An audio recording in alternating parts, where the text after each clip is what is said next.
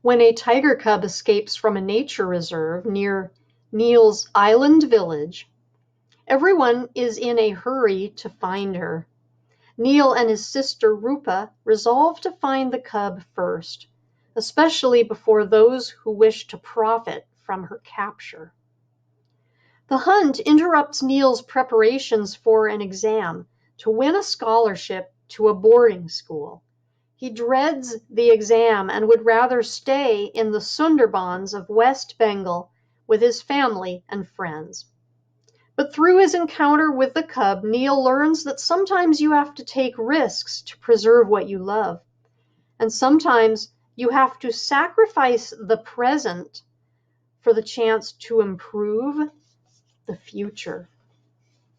Here is a preview of Tiger Boy by Mitali Perkins. Splash! Splash! The two boys stripped off their school uniforms and jumped into the pond. Their heads bobbed as they wrestled and dunked each other. "Race, you!" called AJ. Neel swam behind his lanky friend, feeling as sleek and fast as a river dolphin, even though he was sure to lose. It had been much warmer than usual for January, and it was 3 o'clock, the hottest part of the day. I should be home studying, he thought. Teacher was concerned about how behind Neel was in his preparation. The big exam was in April, and Neel's math skills weren't getting better. The pond was a short detour from the path around the island, about halfway between school and home. How good it felt to drop his heavy satchel, unbutton the starched white shirt, tear off those stiff school shorts, and jump into the refreshing water. This pond was fresh water, but most of the creeks and rivers in the Sunderbans were salty and muddy. Neel didn't mind. He loved the tang of salt on his tongue and the squish of mud between his toes.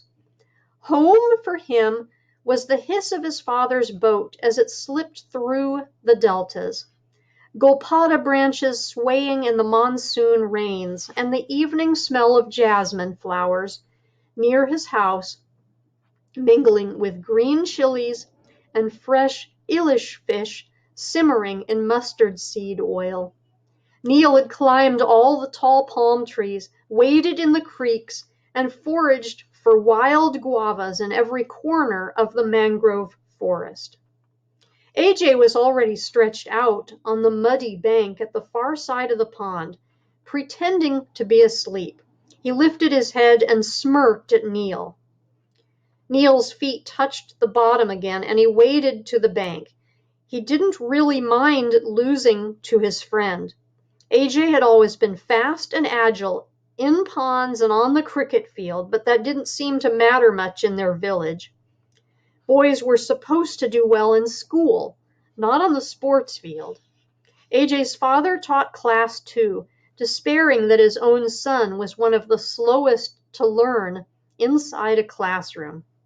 "I miss Viju," Neel said, plopping down beside AJ. "I beat him once, remember?" "When we were 4 years old," said AJ. He dodged to avoid the scoop of mud Neel flipped his way.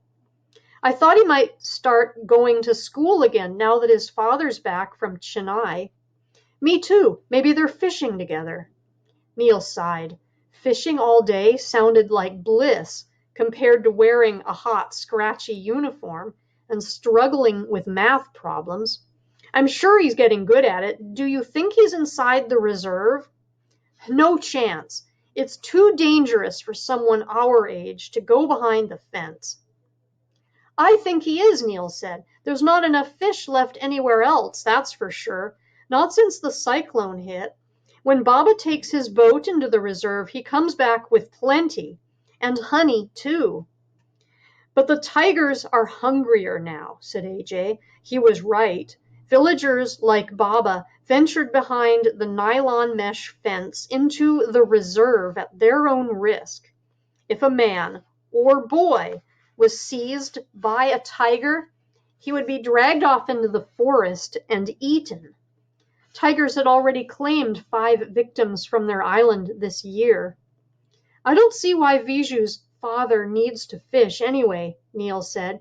He's making all that money working for greedy Gupta. Gupta was a newcomer to the Sunderbans, but he acted like he owned the entire island. The bad news was that these days he almost did.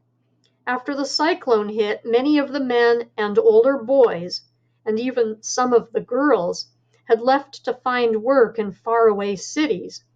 Viju's father had come back, but others had never returned.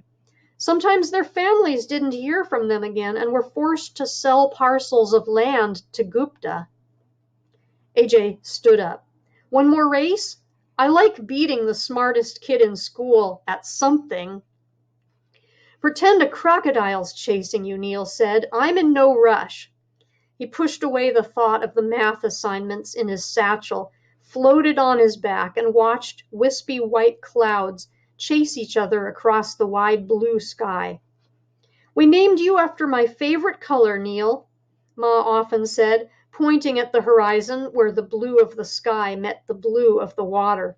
Humming one of his mother's favorite songs, Neel imagined what it would be like to venture deep into the reserve, to hunt for honey, or to pole a boat into an inlet where tiger tracks lined the muddy banks. Baba had never taken Neel to the reserve. Too dangerous, son, he answered whenever Neel asked.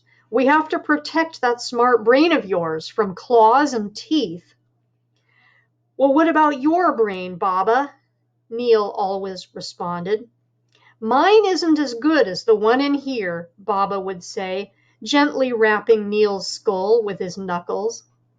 Suddenly a familiar shout came from the Golpata trees. Lickety-split, a boy hurtled to the pond, stripped to his underwear, and leaped into the water. It was Viju! Immediately Neel and AJ pounced and pushed him under. After a minute or two, Viju pulled away from the scuffle. Let's dry off. I've got some big news. Huge catch of fish, maybe? AJ asked. Neel felt a twinge of jealousy. I bet you saw a tiger. I'll tell you everything. Don't worry, I need your help, in fact. The boys swam to the stone ledge where they'd left their clothes, climbed out of the water, and squatted in the sunshine. Well? Asked Neel. Actually, I did see a tiger, but that's not my news, Viju said. You did? Where? When?